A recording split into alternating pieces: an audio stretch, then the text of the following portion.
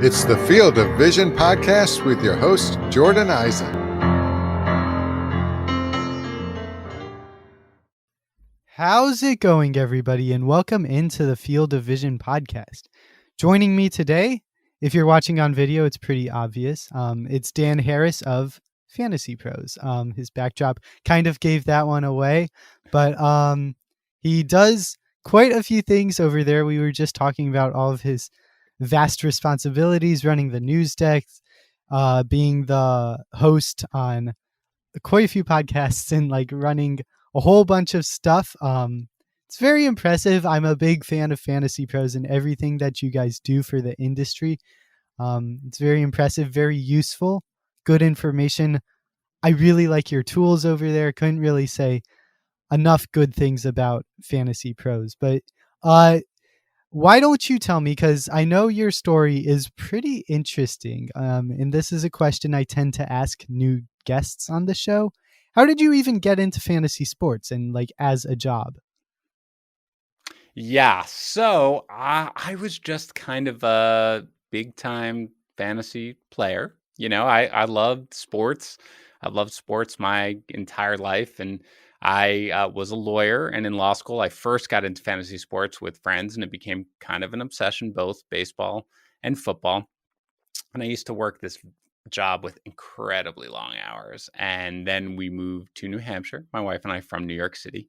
And from there, I found myself with a little extra spare time. So I just started kind of writing on the side for fun, just to sort of do it, because I like to write and I love sports and I love fantasy sports. And it kind of just grew from there to the point where they eventually were just like, why don't you come join us and be the editor in chief of the company? I was not jonesing for a full-time job in fantasy, man. That wasn't my goal. I was a lawyer. I was very happy in my job. But the people I met at the company, I really loved. And the chance to be editor in chief of a whole company was pretty exciting. So really a very kind of bizarre path that I got here. But, despite the fact that my first year, because I joined in February of last year, it was a little atypical, the whole pandemic shutting down sports and everything like that. But for the most part, it's been a great change. But yeah, was not in the cards whatsoever. If you had told me that this is where I would have ended up a couple of years ago, I would have said you're crazy. Yeah, and I find that very interesting because quite a few people like do get into fantasy sports like kind of by just doing it for fun and then being offered an opportunity or like seeking out an opportunity. But you were like a lawyer, and usually if you're a lawyer, you stay a lawyer. So Yeah.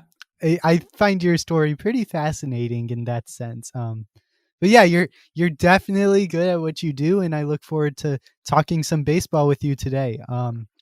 So today we are going to be, obviously we've played like 3 or 4 games, 5 sometimes, depending on the team.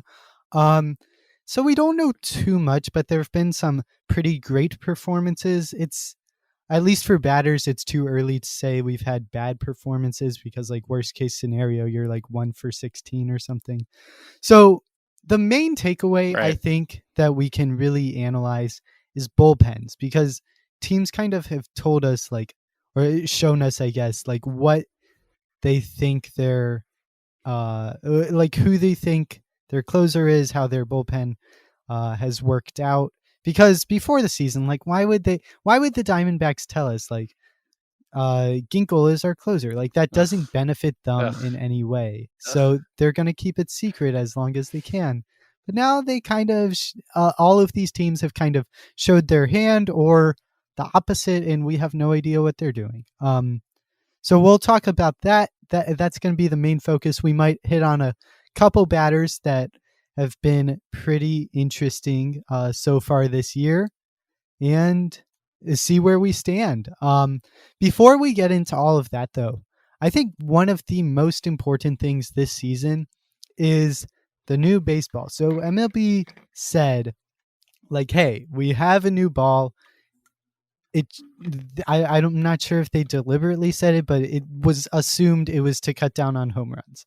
And I'll just be honest here. I totally heard about this from the Fantasy Baseball Today over at CBS. They cited an article from The Ringer that says the ball is Mm-hmm. juiced even more based on research from spring training. So it does cut down on drag is the thing. So once you hit it, if you hit it at the same exit velocity, it would go less far than it had in years past. However, and I don't really understand why, something with it being like bouncy, the exit velocity is higher. So it kind of cancels out and makes it even more Right. juiced, at least according to this article that was published on March 31st. Very convenient timing, like the day before opening day. Thank you, Ringer. But it's a really cool article. I read it a couple days ago. And do you think this matters at all, or will it just like affect everyone the same way? Like what do you I have no idea what to think, so I'm wondering what your thoughts on this are. I think the best way to say it is I don't think I'm smart enough to understand exactly what the impact is of all of this, but you summarized it right. I read the Ringer article a little while ago, and I also think that, Eno Saris said something about the way it was in spring training, right? And I think he analyzed it. I think it was the distance, he tweeted out the distance on balls that are over 100 miles per hour in exit velocity and with a launch degree angle of 24 to 32 degrees, like a perfectly hit ball. And that in spring training, the distance was actually less. And you mentioned that, right? The distance, even though the exit velocities are higher, the distance is less. That has held true so far in the regular season, too. I ran that exact same thing. The average distance on those balls is 395 feet, way lower than it was it was 406 feet the previous 2 years on those same things. Now, it's also freezing out, right? The ball doesn't travel as far. I have no idea what any of it means. To the extent I take it into account, it seems like, I guess, maybe it will cut down on home runs because it seems like the average distance, even with the exit velocity, is higher. So maybe a wall scraper, right? A guy who barely has enough power to kind of clear it. Maybe I discount the value, but for the most part, man, I don't know. I just kind of threw my hands up and said, we don't know anything that's going on. So I'm just going to play it straight as if I would play it any other year. And I kind of discounted the whole thing. And we don't really know what's going on, like what exactly is going on with the ball, because it is pretty big sample size, but it's not as big as a full season. Like, because there have been a lot of balls in play, but it's still less than a full season. It's enough for like a pretty like good sample size, but it's not quite there. Mm-hmm. And you said the weather, like there were record lows for opening day in quite a few ballparks. I'm a Cardinals fan, and the Luis Castillo, Jack Flaherty. Wait, but you're wearing a Phillies shirt. I know. You're wearing a Phillies shirt. It's contradictory. Phillies, they might be my number 2, but they went 3-0, so okay. I've got to represent them. Okay. But the Cardinals are my favorite team, and that Luis Castillo, Jack Flaherty thing, like they just didn't look right. Nolan Arenado, who like played in Colorado, had like his whole face covered. It was really cold there. I didn't go, but I watched it on TV, and it was like obvious. So maybe the weather has to do with this a little bit. Basically, what it comes down to for me is I would say like maybe downgrade the like Colton Wongs, DJ LeMahieu's, Ketel Marte, but like Ketel Marte's been awesome, right? Like it's just impossible to predict, really. So I'm not really sure what to do. So I'm just kind of ranking them as if the ball were the same, like you. I just wanted to address that because it's a huge deal. I just have no clue what to do. I get questions about it all the time. And my answer is, and I think this just is generally my process. Now, you do rankings for you submit them to FantasyPros too, right? Because I've seen your name right on there. Great. Yeah. So when I do it just like you, I kind of just throw up my hands at this point. I take into account what I can take into account. And this type of stuff, nobody really knows what it's going to be. Again, is it the cold weather? Is it the change in the ball? We have no idea. So for the most part, I get questions like this all the time. And I'm like, if you want to, the Colton Wongs is a great example of the world. Okay, you can discount them a tiny bit, but for the most part, I don't know, man. Let's just see how it goes. Let's play it straight, and we'll go from there. Yeah, and it's really tough because like the ball has changed before, and it does make a pretty obvious difference. Like let's use Ketel Marte again. A couple years ago when he hit 30 home runs, he might be a decent power hitter, but he's not a 30 home run power hitter. So the ball, it was partially luck, but I do think in that case it was partially the ball. But MLB hasn't said any numbers or any like physics things about the ball, and we don't know what the ball is. There's studies, but it's nothing certain. So as for strategy in fantasy baseball, I don't really know if there's anything you can do. I just wanted to hit on that a little bit. I will say that I did feel like I tried to, maybe not actively in my drafts or anything like that. I tried to get at least a couple of the guys who I knew, if this were a thing, wouldn't be that effective. The Joey Gallos of the world, the Giancarlo Stantons, the Aaron Judges, people who like, okay, if this is a thing and you're going to cut off 5 to 6 feet off the average distance of a perfectly hit ball, it won't really make a difference because those guys are clearing the wall by 20 feet. So I tried to kind of do that, but it's not like I bumped them up my board a significant amount. More like team building. I was like, that's just a way to hedge my bets a little Or bit. maybe So that's the only way I took it into account. Maybe it's a tiebreaker or something. Like if you really like two guys, maybe let's use Ketel Marte again, because I think he's kind of like the poster child of the juiced ball. Mm-hmm. So Ketel Marte versus like Giancarlo Stanton's probably closest in my rankings. If Giancarlo Stanton didn't get injured all the time, and they were pretty equal in like everything else, I think that's a fair tiebreaker to say, okay, I'll just go Giancarlo. But all right, let's move on to some of these bullpens, because there is definitely a lot to talk about there. I pretty much just went down the standings and was like, okay, do I have any idea who these teams' closers are? And if the answer was no, we will discuss that. But like the Yankees, no need to say, oh yeah, it's Aroldis Chapman, whatever. We know that. Right. But okay, so for a team like the Orioles, they had Hunter Harvey. We all kind of thought it was him. We all kind of thought he was bad. Now he's on the 60-day IL. And Cesar Valdez has gotten 2 saves. But everyone also kind of likes Tanner Scott.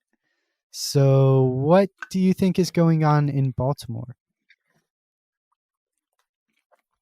So I don't know. I think right now, if you have to choose one, it's got to be Valdez, because you'll take the person getting the saves. And when the news of Hunter Harvey broke, I was in the middle of a draft Champions League on NFBC. So that's like a 50-round draft and hold. So there's no free agent pickups. And both those guys were available, Valdez and Scott. And I went with Valdez just because he got some saves last year. So he had a little bit of experience with it. He pitched very well last year. Does not have a phenomenal minor league or Mexican career, but it's not terrible. It's like mid-3s ERA, 122 whip, but he doesn't have the typical closer stuff. Everybody who is, more in the know and talks to beat writers suggested it was going to be Scott. But look, Valdez is the one who is currently getting the saves. He has some experience from last year. So to the extent they stick with one guy, which again, Hyde never does. But if he does, I would go with Valdez. This is somebody who I added Valdez in a couple of leagues last night, but I did not spend a ton of fab on him or anything like that. Also because it's the Orioles and they've already won 3 games, and that's like, 40% of the games they're going to win all season. So I would add Valdez, but I'm not that excited about it. I do think the Orioles are actually okay though. Like there are Do you? There are a couple teams that it's like the amount of wins this team will get truly does affect what I think of their closers. Maybe like the Diamondbacks. I do not like the Diamondbacks. Yeah, you're going after Marte. You're down on the D-backs. Sorry about that, but I don't know. That's all right. I'm not a Diamondbacks fan. Don't go after my Mets. All right, I will walk Mets off are this great. podcast. Okay, Mets are great, and we know who go. their closer is. It's perfect. I love the Mets. Everything about them is great. So yeah, the Orioles. How much fab did you spend on Valdez last night? Because I put in like a token bid of like 15 in my TGFBI league. I didn't get him obviously, but I need saves. I just don't feel good about Valdez. I kind of think Tanner Scott is still better, and the Orioles like straight up said like Scott's still our guy, and we just used Valdez because Yeah. Scott needed some time off. So like, I don't have No, what confidence time in off, him. man? The season just started. Yeah. Yeah, I it don't just know. started. I Look, just I agree with you though. Good. okay. I I just don't think Valdez is good, and I don't know if he'll get all of his team saves, which I'm not willing to spend much more than $15 on that. But some people were spending upwards of 100, and I'm not on board with that. So what were you spending? Yeah. I'm with you for sure. I mean, I would do like an absolute max of like 5% if I had to go there, and that's basically where I was in most of my leagues. I think in the league I got him, I bid like 1%, like you basically. Like I think it was $6 out of a $400 budget, and the runner up was 5. So yeah, he nailed it. But that's basically it. Again, they're going to be 15 more openings throughout the season, right? That's just how the way fantasy baseball works. So I'd add Valdez. I would not spend anything remotely significant. I know some of those bids, I'm sure we'll talk about the Blue Jays later, Yes. man, in TGFBI were nuts. So we'll talk about that, but very minimal for Valdez. Yeah, Merryweather guy crazy. Oh my gosh. A team similar, and not in team context, but in their bullpen, kind of similar to the Orioles, is the Rays, because we all kind of thought, it's no one. Fairbanks will get some, Castillo will get some guy whose name sounds like my plumber will get some. Like, who knows? But Diego Castillo has gotten 2 saves so far. Do you care at all, or do you think it's just coincidence? I kind of care, if only because of the Anderson injury, right? If Anderson weren't injured, then I would just be like, I'd roster Anderson for the ratios, and then I'd just kind of ignore everybody else.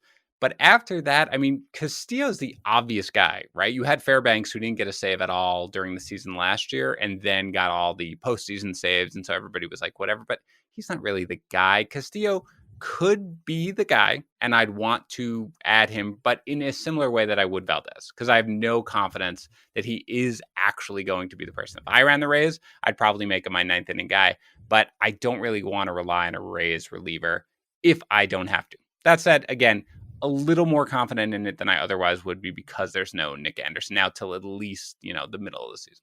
Yeah, at least I do think Diego Castillo is good. I can't say the same thing about Cesar Valdez or really Tanner Scott, but I do think Diego Castillo is a really good pitcher. This is probably the most interesting one. Blue Jays. You referenced it earlier. Yep. So speaking of TGFBI, so I waited on closer. I ended up getting like Will Smith, like Joaquin Soria, and Amir Garrett. I think those were my 3, which was like, whatever, it's fine. I waited on closer. That's what you get. But I drafted Jordan Romano in like the second to last round. In the first week, I was feeling really good about that. Picked up Rafael Dolis just in case for like a cheap bid of like $10. Sure. And then Julian Merryweather, like I've heard Jason Collette talk about him a little bit. I've heard his name. I like knew who he was, which was not the case with like Cesar Valdez. But Julian Merryweather is the guy now. Seems to be the general thinking. I don't really agree. I kind of think as right now it's a mix. Romano might get 50. Merryweather might get 50, but there were some pretty crazy bids on Merryweather. He seems to be a fan favorite of a lot of people in the industry, at least according to their fab bids of like $400. Scott Pianowski in my TGFBI league, I think it was 417. It was a lot. I wouldn't do that just because. Yeah, it was a lot. But what do you think of Merryweather? Like, I think he's good. I do think he has a shot for saves, which hasn't really been the case for either of the first 2. So I do think he's like worth more than either Valdez or Castillo, but I don't think he's worth $400 in fab. Yeah, we see pretty much eye to eye on this one. He would be the guy who I would add above the first two that we talked about for sure. And he has looked great in very limited work this year. He's got a pretty spotty minor league track record, at least with the control. And Romano was solid last year and by all accounts should have that job. Now, it's worth noting, obviously, that Romano got the heart of the order, right, the other One, day. two, And three. so Yeah. this could be something where if it's the heart of the order, Romano will get it. And absent that, he's going to pitch the ninth. So I had a pretty hefty bid in TGFBI ready to go for Merryweather, like 230. And I backed it down to like 99 right before it went. And he went for something just under where I originally had him bid. So I would have gotten him. And I don't think I'd feel that great right now because I just don't feel that confident right now. And again, it's not just TGFBI, which is, mostly analysts and everything like that, Yeah. but it's like main events. It's these huge leagues that people buy in for almost $2,000, where he was going for in the mid 200s to 300s at times. Just nuts to me. So choosing between the two, I would choose the guy who is currently getting saves, and that's Merryweather. That's just sort of how I look at closers. But I have zero confidence that he is going to be the guy. And if Romano gets every save chance from here on out, wouldn't shock me whatsoever. So I agree with you. I think the bids are pretty nuts at this point. Yeah, and I do think like online draft championship, like those are good tools. The reason I reference TGFBI is because it's like the one I'm actually in and like involved with. Oh So yeah. I just meant that it's unanimous throughout. yeah, Like it was exactly. TGFBI, it was also these things. It was every single place where you had people with real skin in the game. They're going after Well, Merryweather. because So maybe you and I are missing something, but maybe, but I think he's just like people saw something in him. Like for me, I liked Michael A. Taylor a little before the season. I almost considered yep. adding him to my like top 400 rankings. Sadly, I didn't, but I liked him, and then he came out was really Mm-hmm. good. So I put a somewhat like not. I think it was like $50 or something, like a somewhat hefty bid on him, like medium sized, because I liked him before and Yep. he'd started performing. So I think that might be a similar thing with Merryweather because a lot of people did like him before the season and now he's actually performing. So they want to spend up and get their guy. And I get that. I just don't think there's a huge difference between him and Romano. Romano's done it for like 10 Mm-hmm. more innings, so I trust that more. But yeah, I think I don't know. I would spend. I think 100, like what you had, was a decent sized bid, but like Yeah. 200, maybe even if you just really like him, you really need saves. But like 300, 400's really getting up there. But like in your home league, he's the number one I pickup just on like waiver rolling lists. yes. Yeah. For sure. For sure. He's the number one guy and you get him. But again, there are going to be 1,000 closer jobs that open up throughout the year. They just are. And we're even seeing it now. You and I are talking about however many we're going to talk about today, but there are a million right now. We're even now, we don't even know who the guy is yet. So there'll be clarity at some point. So I wouldn't go nuts adding a guy who, frankly, we just don't really know necessarily if he's going to be the guy going forward. Yeah. And then the Red Sox, I think this one's a little simpler. Because they've only been in blowouts.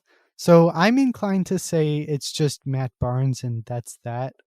Do you agree or do you think Ottavino's going to be in the mix? Because yesterday they both pitched in what was not a save opportunity, but they hadn't pitched the whole weekend. Like you just need to get them out there at some point when you get blown out by the Orioles in 3 straight games. Like you need your Yeah. you need your relievers to pitch at some point. So that was yesterday for both of them.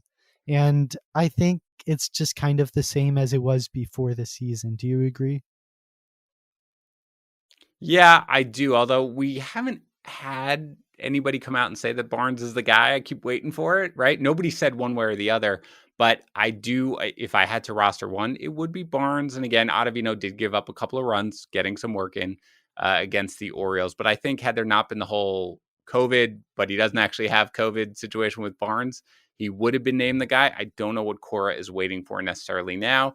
But they're very similar pitchers, right? They can both strike people out. They both kind of struggle with the control. You never know what you're going to get.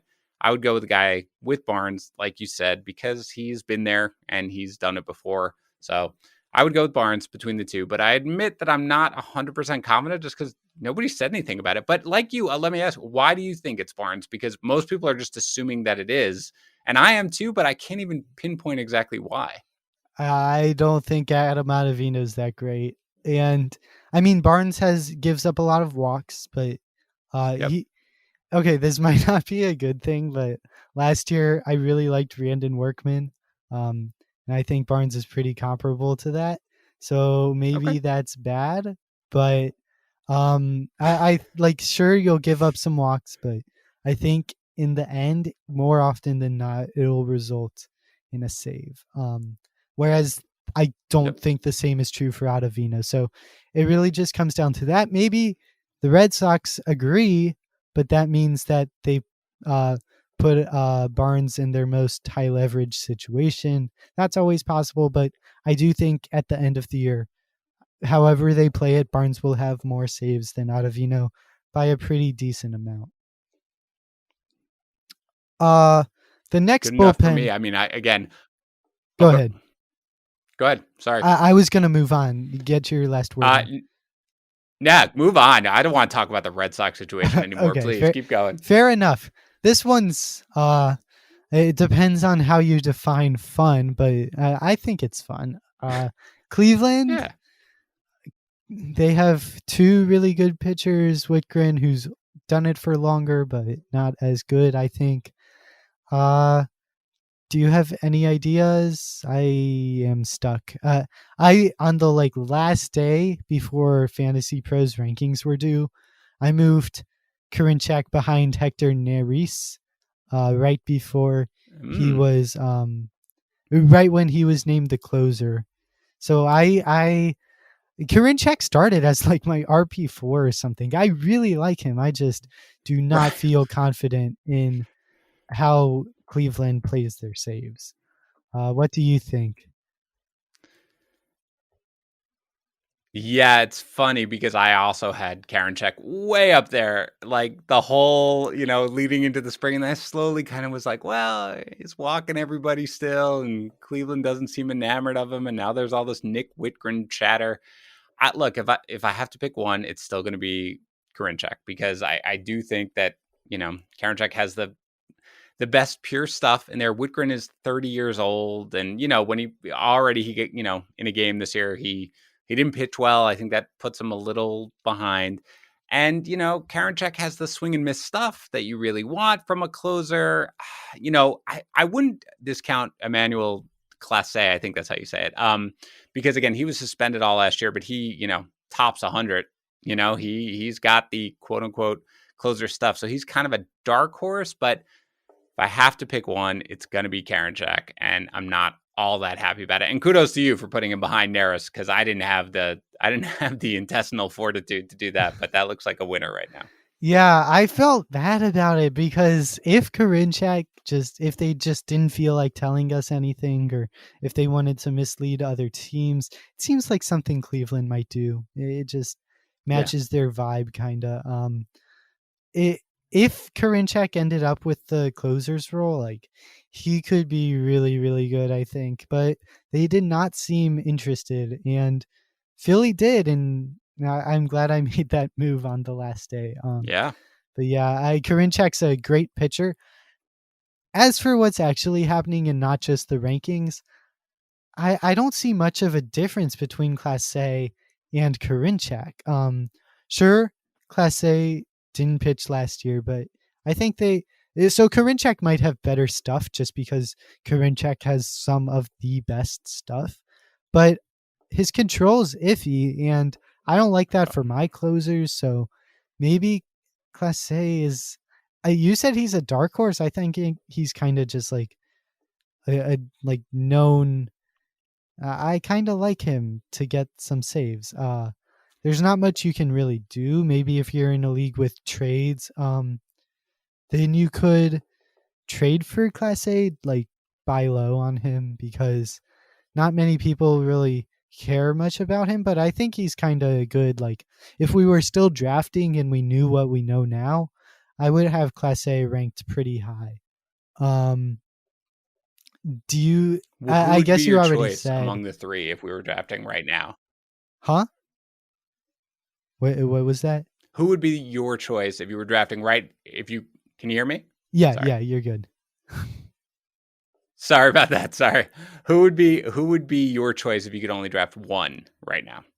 I mean, Karinchak, I think he's the best, Okay. but I would assume that Class A would go later and be a better value, probably. So, I Yep. mean, that's presuming that he would go later. Maybe he wouldn't for some reason, or wouldn't go enough later. But if we like, given their ADPs, it would be Class A for me. Even if Yep. Karinchak's ADP moved down a lot, I like Class A, and he's kind of a sleeper to me. Um, so I did say that we would talk about a lot of the teams that we just weren't really sure about. But frankly, I don't want to talk about Gregory Soto. That sounds boring. Or like whoever the Royals guy is. So let's just skip the rest of the AL Central. Also the Rangers. Like I don't care about that either. The AL West is pretty empty also. Like either there's a known guy or I don't care. Like hmm Trevor Rosenthal's going to be back eventually. I don't want any Rangers closers, and that's that. Let's go over to the NL now. Uh, NL East. This one's interesting. I think we have a pretty good sense. Is Nerich just the Phillies guy? Yeah. I mean, look, we had the unexpected good fortune of having Girardi come out and tell us that it was him right before the season, and he's converted his opportunities so far. He's a good pitcher, and he was always deemed the closer of the future when he first came in. So the fact that my one worry with him is that two of the last three seasons he's had a 4.57 and a 5.10 ERA. So there's the potential for things to go bad, but for the most part he's a very solid pitcher. If his splitter is working, he's a great option back there. And again, you've got Archie Bradley, you've got Jose Alvarado, but you need good pitchers everywhere. So yeah, for now there are zero concerns right now about Hector Neris. So I would put him in. If I could redo my draft rankings, I'd have him ahead of James Karinchak for sure. And actually, I do update my rest of season rankings every single week because I do a trade chart. So he will be ahead of him in my RP rankings for sure going forward. One of the few reliable guys at this point. Yeah, it's really a rare commodity that he is. Like there aren't that many guys that we're sure about. A lot of the guys we're skipping talking about, there are a few sure things, but once you get past like 12, could really be anybody. Like uh Brad Hand, I think, is my 12th favorite reliever rest of season. Mm-hmm.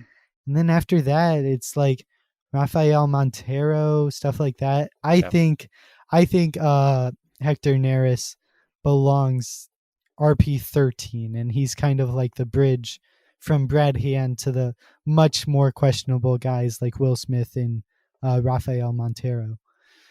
All right, that's the Phillies. The Nationals pretty solid. Mets pretty solid. Marlins, Anthony Bass was bad. Is it Yimi Garcia? Is it still Bass? Like, do you have any ideas on that one? It's weird as well. I mean, I would have gone with Garcia to start, and that's where I originally had it ranked before every insider that you heard, and they were correct, said that it was going to be Bass, and it was, and he was terrible. Bass has been a successful closer in the past, but doesn't really have that typical closer's stuff. He doesn't strike a lot of guys out, where Garcia does. I think Bass still gets the next save chance. I think Mattingly is not the type of rash manager, right, who pulls the plug on a guy after he's made a decision after one outing. So I would still roster Bass, but I would stash Yimi Garcia if I could, if I had the flexibility to do so. But for now, I still think it's Bass, but I'm not feeling all that confident about him going forward.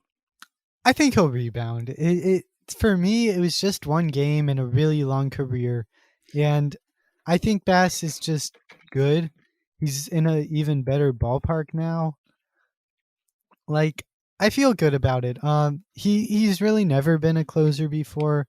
I think he has 7, 13. He has 15 saves in his whole career, so not many, but I do think he's like a good reliever. And it was just like one bad outing, so it was a really bad Well, outing, here's and the it's thing. Let me ask you this. Ready? Suppose Bass comes out in his next outing and blows a 3-run lead for the save and gets destroyed. How confident do you feel that Bass is going to get the save after that? Because that's how I try to look at these situations. I agree that Bass probably gets the next save situation, but how I feel about him is, okay, is he on the precipice right now? If he gets hit hard again, does he lose the job? That's where I kind of think that Bass might be. You know what I mean? yeah, maybe. Yimi Garcia, I do really like, and I agree that you should totally stash him. I think he's an even better pitcher, maybe not as well suited for the ninth as Bass, where Bass just gets ground balls, a couple strikeouts. Yimi Garcia lets up a lot more homers, and that's concerning. But I mean, Bass has let up one homer.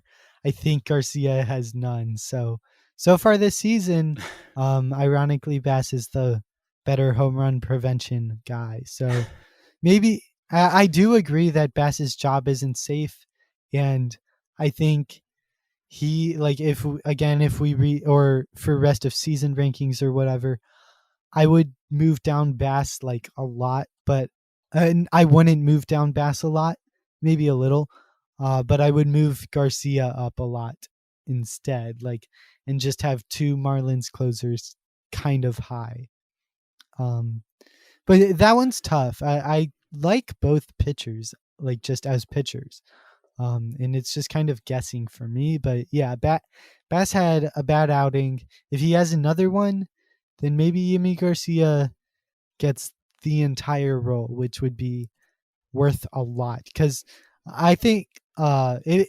So I don't care too much about teams when it comes to closers, but if like as a tiebreaker type of thing, I want a team that is good but not like great. So maybe a team like the Padres, like sure they'll get quite a few save opportunities, but I think maybe the Marlins or like Reds or Cardinals might be even better because I think they're good. I think they're going to win definitely 70 plus games, probably closer to 80 or 90, depending on the team. But they're going to be close most of the time. So I do like whoever the Marlins closer is, I'm in on. I just right now, I think it's still Bass, but I do think it could easily be Garcia as well.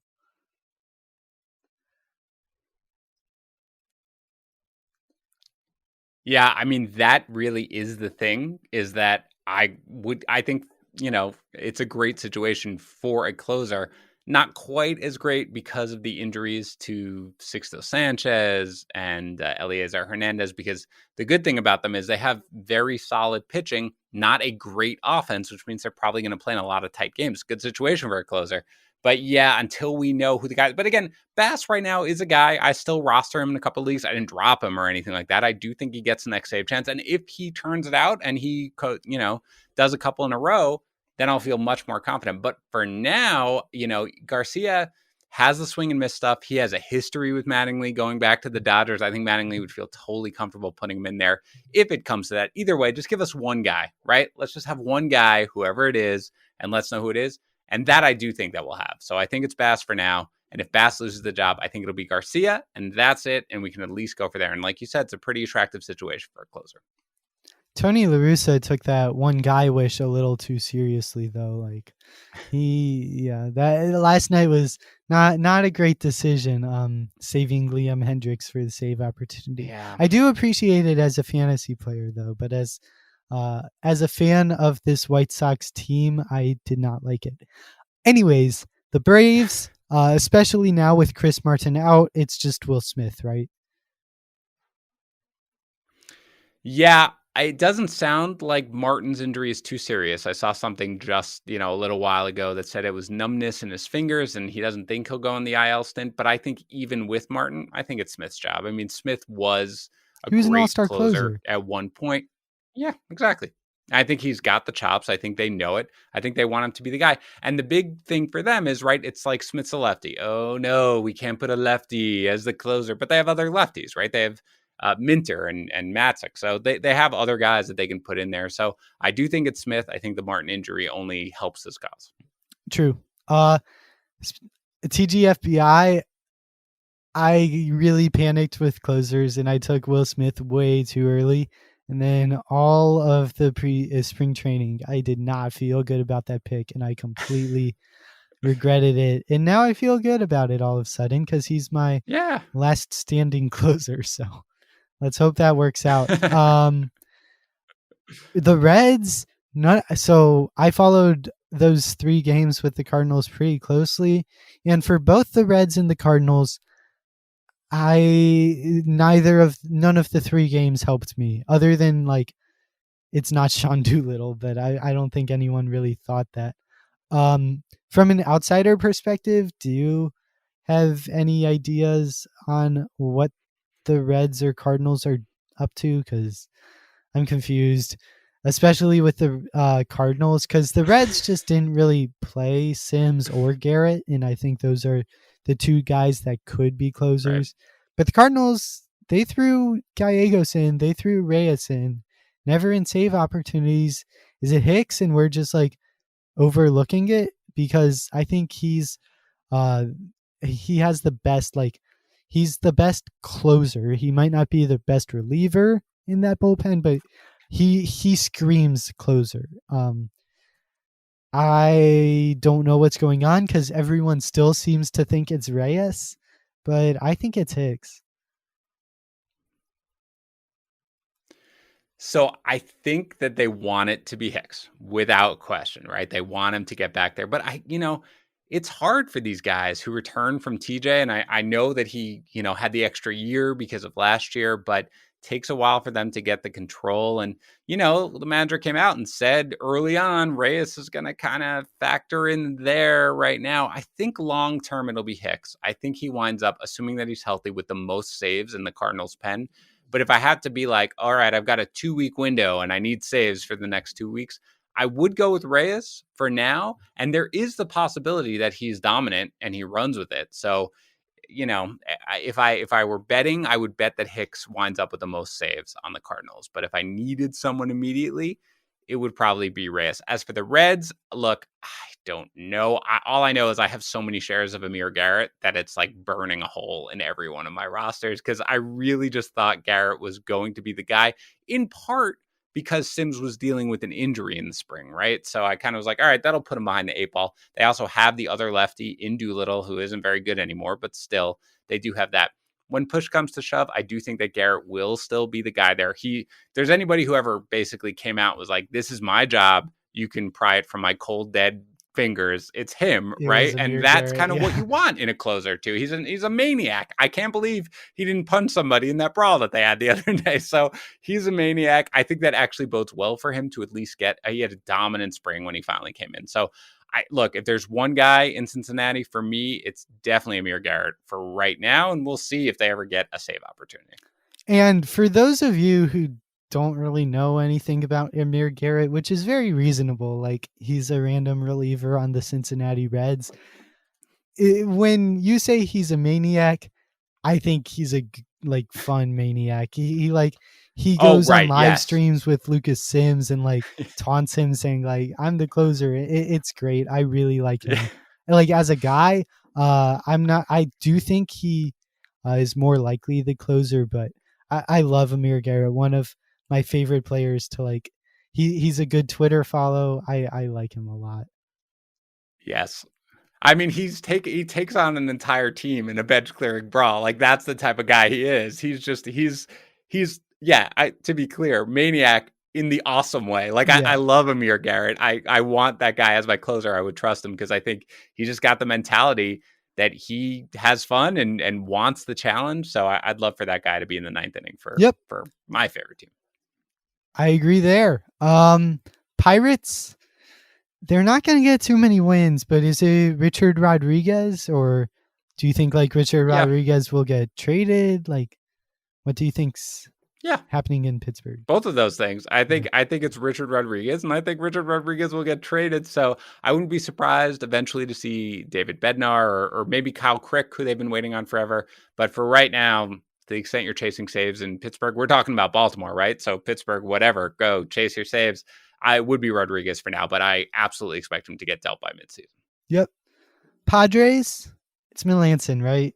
Pretty easy. Yeah. Like everything in the preseason said not Melanson, and then all of a sudden it is Melanson with 2 saves. I think they just tried to fool us. I don't really know why, but yeah, I think it's Melanson pretty obviously. Next up, and I think this last one, also the most painful one in my opinion, the Diamondbacks. I do not know. Joaquin Soria kind of sucks. I thought it was him for some reason. I don't know why I thought it was him. I did too. Stefan Crichton would be my next guess, but it's pretty obviously not him either.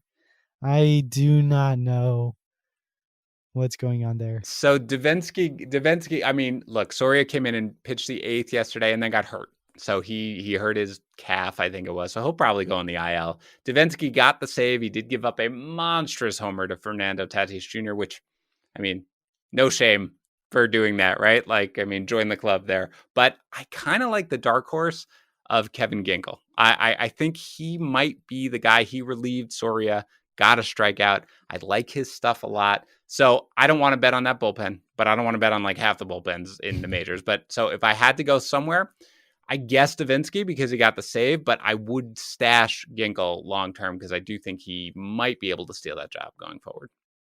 And maybe Soria comes back, or maybe it's not a big deal and it's just Soria's job.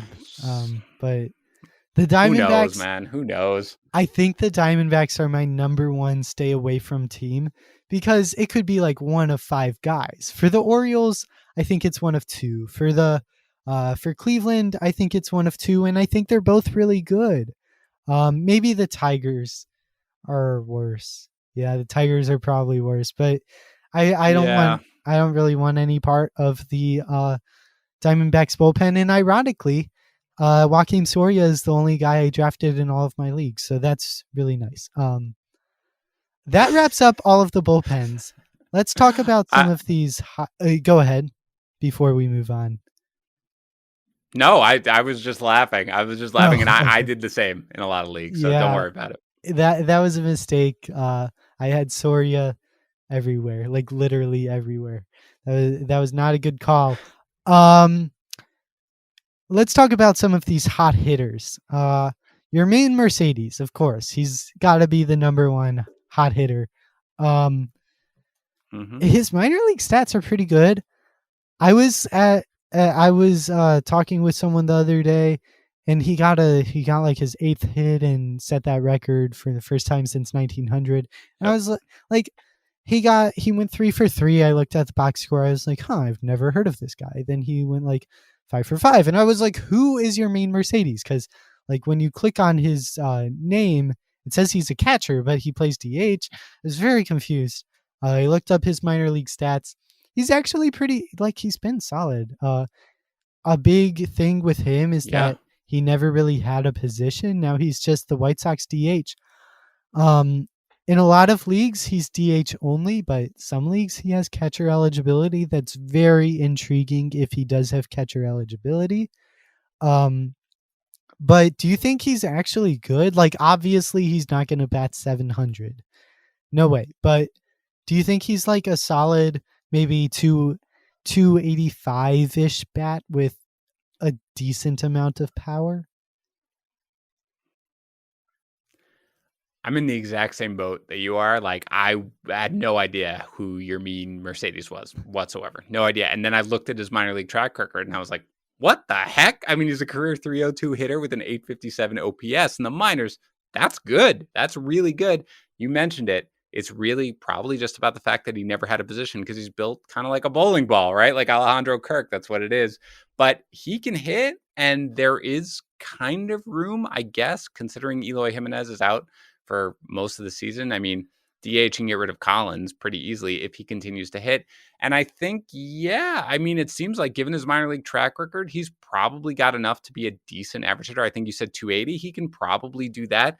There's not a ton of power, but it's enough to be intriguing. Again, you mentioned it. If he's catcher eligible, because he has played catcher, of course, in the minors, then, for sure, I love him as a catcher.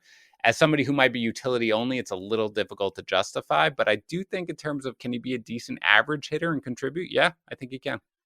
A big part of my draft strategy was be sure to get a DH everywhere. So unfortunately, I have DHs everywhere. Not so unfortunately, because it's usually Yordan Alvarez or Nelson Cruz, and they are both very good so far. So I'm not too upset about it, but I'm not able to use Yermin Mercedes, but I do think he's interesting. Obviously, he's not going to go at this pace for the rest of the season. No one ever does that, but I think he's good, and that he's worth a pickup in basically every league. And I think he has an argument to be like top 10 catcher for sure. Like, sure. I'm looking at my catcher rankings. I'd rather have him over Sean Murphy, Wilson Ramos, Mitch Garver, etc. He's a interesting case. Eric Hosmer, what is going on? He is off to one of the best starts of any season in his career. He has the lowest launch angle in any season of his career. Like, is this just a hot stretch? Did he do something? Like, I do not understand what's going on with him. I mean, I don't think he did anything to have a 96.5 mile per hour average exit velocity or a 62.5% hard hit rate. I think if he did, kudos to that guy, because that's amazing. At the same time, you mentioned it, his launch angle is negative 4.5 degrees. I checked yesterday and it was 2.2. I thought 2.2. Check it. Maybe I had my wrong. Maybe he went down. Yeah, no, I thought it's he had 4.5. Yeah, man, Oh, it just so keeps bad. going down, and he's got a 62.5% ground ball rate. So it's really hard, right? What we liked about last year was the fact that he talked about making a conscious effort to lift the ball. He did it in the spring, and he did it during the season. That's great. So you're like, great, let's see it again. But instead, you're seeing the opposite, and you didn't really see it in the spring either. You're seeing the opposite, but he's just mashing the ball every time he touches it. It's just not getting in the air. So I'm in wait and see mode, I guess, with this, right? Because it looked like he's never going to be able to hit the ball as hard as he's doing right now. You're just not going to be able to do it. And at the same time, even a guy like Hosmer is not going to hit the ball into the ground on every single at bat. So for now, I'm just waiting and see. But I don't think this is a tangible change. I think this is just a 3 or 4 game sample that we have to figure out what's going to happen. Yeah. If the launch angle was like closer to like 12 or something, then I would be intrigued. Like he would skyrocket up my first base rankings, but there's just nothing there, and it just seems like good luck right now. Next up, Michael A. Taylor. I talked about him a little bit. Do you have any interest in him? Mm-hmm. I do. I really do, actually. And I'm a little annoyed that I didn't see it coming as much in the spring, because there was talk about how he looked in the spring and a little bit of a change in his swing. And you mentioned it. He's off to a great start. The great thing is he's not striking out at all, which has been a big problem for him. I think he's got 1 so far in the season. So that's great. And again, guys with 2020 potential just don't grow on trees at this point, and steals are really scarce. So a guy like him, I think he's an immediate add in every single league, because I think that there is potential to see what he can do. And again, he's on a team that's not going to be pushing him out of the lineup or anything like that. They're going to let him play, which Washington never did. So absolutely very intrigued. I would add him everywhere. Yeah.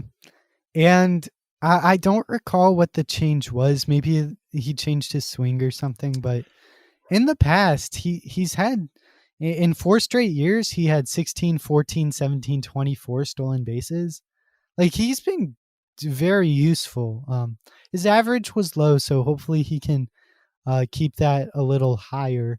But he's good at, he like had some really crazy defensive plays. He's going to play every day.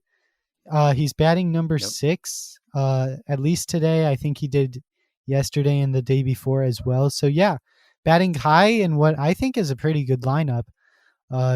Good bet for steals, That's the hopefully, point. and That yeah, so a that's the couple point. home The runs. lineup is sneaky good. Sneaky good, the lineup. So it's like the counting stats should be there if he hits. So this is a good situation for a guy like Taylor, and he's definitely one of the prime pickups that fantasy managers in any need of offense, in any capacity, should take a really close look at. So yeah, we're both buying. I love it. Yeah, and in TGFBI, I just kind of threw down like a $50 bid. That's a little higher than like what I usually go for because I don't really care for spending fab early in the year like this. Hmm. But I needed offense. I have like it was him, Victor Reyes, or like Alex Dickerson. So I was like, he's playing every day. He's hot right now. Yeah, I'll try it. So yeah, I I love like it. Michael A. Taylor. And I'm definitely interested to see if he can keep it up. Next up, and the last name we will talk about today is Kyle Isbel. Um, kind of like Michael A. Taylor, I debated adding him to my top 400 rankings. I ended up not doing that, which I'm kind of upset with now because I was listening to the RotoWire podcast and they were talking about him rising up the prospect ranking. So I was like, should I put him like 400 overall? I did not, and he's striking out a lot, which I hate for him, but he might get some steals, and Right. he's been hitting so far. Do you see him keeping it up, or do you think this is just kind of best case scenario for him? I think you nailed it with the strikeouts. That's what really gives me pause, right? 5 in 13 plate appearances. That's rough. He's got to cut that down because he does have enough pop and certainly enough speed to matter. It's just his playing time is pretty precarious at this point. So if he can't cut down on the strikeouts, he's just not going to have a regular role in that lineup. If he does, though, if he just learns to cut back a little bit, yeah, I think the production would be there because he is fast enough to swipe plenty of bases and he has enough pop. I mean, you look at his minor league track record, it's like it doesn't stand out to you, but when you look at his seasons, like he was playing 80 games a season and you hit 9 home runs, something like that's enough to matter in the majors. So I do like him. I think everybody, again, another speculative ad. Let's see where it goes. But I am very concerned about the strikeouts. So I'd probably bet against him really making an impact because of that. But if he can't get it back, I think he could do a lot of damage. He has a 625 BABIP. I mean, I don't love BABIP, but it's a good stat to use to Sure. show if people are getting lucky, and he definitely is. I'd much rather have Michael A. Taylor. Like, I'm Oh, interested in Isbel because I do think he has more speed. He's younger, of course, so it's less proven, but I think Michael A. Taylor's the better bat. One more guy I actually forgot about that I do want to ask you about is Cedric Mullins. He got quite a bit of hype in the offseason, and he's definitely performed so far. Speaking of BABIP, 750 BABIP, that's pretty solid. So I don't buy the 692 average, but I don't really need to tell you that. Do you like what he's doing? He seems pretty planted as the Orioles leadoff hitter, so that's exciting at least. He's not striking out too much. He's walking a good bit. He has the same amount of walks and strikeouts. That's good. And he'll swipe a few bags. Do you think he's anything to get excited about, or is he more or less the same as Isbel without the prospect pedigree?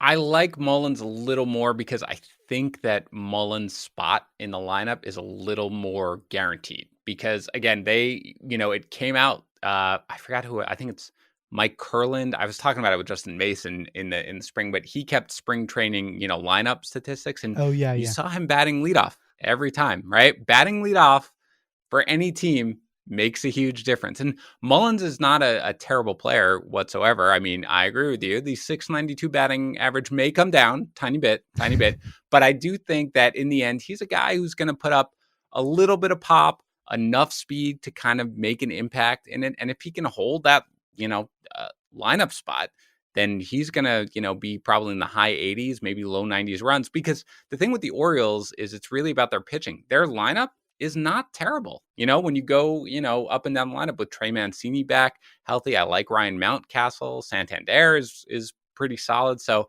really, they'll be able to knock him in. So I would like him more. It's less upside, but I do think that there's a higher floor for him. So he's a good guy to add, and a guy that I haven't seen too many people talk about despite the inflated batting average. Yeah, I like him. I would rather have Michael A. Taylor, I think, but that leadoff position, I do think that Austin Hayes, I hope, because I like Austin Hayes, I hope he takes the leadoff role. But right now, the Orioles seem pretty set on Cedric Mullins, and now Hayes is injured too. So I think Mullins, as long as he keeps hitting, will be the leadoff hitter for the Orioles, who I do think at least their top 4 or 5 is pretty solid. Yeah, Mancini, Mountcastle, it's good. I like the I like the O's this year. That's all I've got. Do you have any standouts that you want to talk about, or is that pretty much everyone? I mean, look, I try not to go too crazy right early on. There are a couple of things that have caught my eye, like Gavin Lux, I know was on a lot of people's radar, but I really like that he started. Like, this is the type of thing I think you can gain from spring, right? Like, you met Mullins, right? Mullins is the guy who's leading off every day for the Orioles. That's valuable. A guy like Gavin Lux, who has been in the lineup every single day, including at shortstop, right? That's the type of thing, beyond the production, he's producing fine. That's the type of thing that I like to look at. And Jazz Chisholm, who's stolen 2 bases, he's got a lot of style. I like what I'm seeing from him. So if he can sort of get to, a ton of speed going there, he can make a difference in that category. And anybody who can steal a base at this point is huge. So there are a couple of minor things I'm looking at, but you mentioned it at the top of the show. It's 3, maybe 4 games at this point. It's really, really difficult. I was joking, if you play in the NFBC or TGFBI, for example, in one of, I'm in the draft champions, and I have Nelson Cruz, who didn't play all weekend because it was in the National League. So he's not going to play unless DH. And he hit 2 home runs today. And I think I went up like 3,500 spots in the overall standings based on his 2 home runs and 6 RBIs today. So things like that change. So I try not to read too much into it, but things like Mullins in the lineup spot and Lux playing every day and Chisholm swiping bases early on, things like that catch my attention.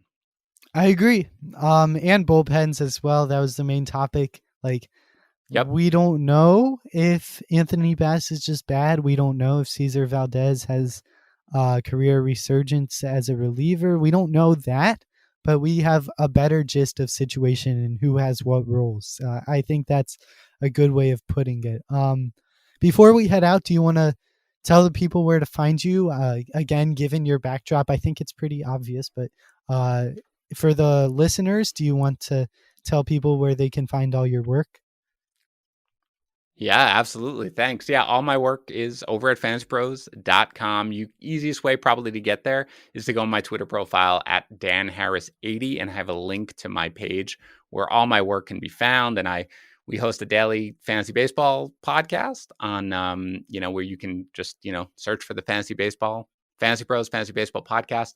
And I'm no longer, my time as the full-time host of the Fantasy Pros Football Podcast is now thankfully over after I filled in this season, but I will be on there as well. So you can find all of my work really over at Fantasy Pros. Okay, cool. As always, you can find me on Instagram or Twitter at FOV_sports.